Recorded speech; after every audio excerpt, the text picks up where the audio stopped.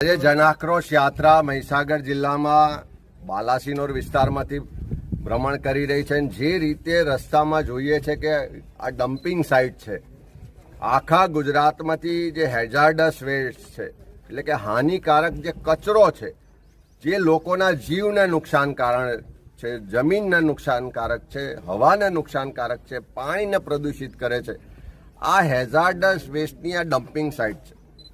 છેલ્લા કેટલાય વર્ષોથી જ્યારથી એનું નોટિફિકેશન બહાર પડ્યું ત્યારથી આ વિસ્તારના લોકો એનો વિરોધ કરતા હતા, પણ સરકારે એની વાત ના સાંભળી અને આજે આખા ગુજરાતમાંથી આ હેઝાર્ડસ વેસ્ટને અહીંયા લાવીને ડમ્પ કરવામાં આવે છે. અને એના કારણે અહીંયા આગળ કોઈને પણ પૂછો તો આજુબાજુ 15-20 કિલોમીટરના વિસ્તારમાં લોકોને શ્વાસ લેવાની તકલીફ થાય છે, લોકોને અનેક રોગોથી પીડાવું પડે છે. સાથે સાથે જમીન દૂષિત થઈ ગઈ, જમીનનું પાણી દૂષિત થઈ ગયું.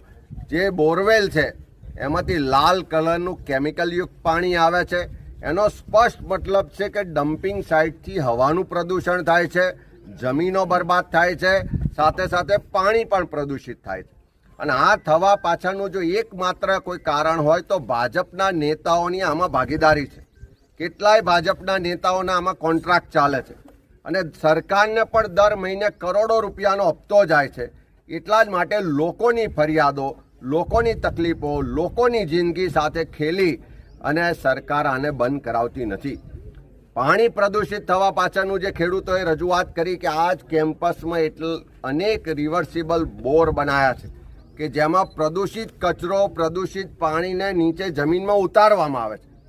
પોલ્યુશન કંટ્રોલ બોર્ડ મોટી વાહવાહીની વાત કરે છે, ગુજરાત મોડલની વાત કરે છે, પણ અહીંયા આવીને તપાસ કરે તો હવાનું પ્રદૂષણ પણ ખૂબ ભારે માત્રામાં છે, જમીન પણ પ્રદૂષિત થઈ ચૂકી છે અને પાણી પણ પ્રદૂષિત છે. ત્યારે આજે જનાક્રોશ યાત્રામાં ખેડૂતોએ, સ્થાનિકોએ, મહિલાઓએ બધાએ ખૂબ આક્રોશ સાથે આ રજૂઆત કરી છે. આવનારા દિવસોમાં આ જ લોકોના અવાજને બુલંદ પણ કરીશું, વિધાનસભા હોય કે સંસદમાં પણ લઈ જઈશું અને જરૂર પડે તો રસ્તા પર ઉતરીને સરકારના બહેરા કાન સુધી આ લોકોની જે હકીકત છે, આ લોકોની જે તકલીફ, પીડા અને આક્રોશ છે એને પહોંચાડવાનું કામ કોંગ્રેસ પાર્ટી કરશે.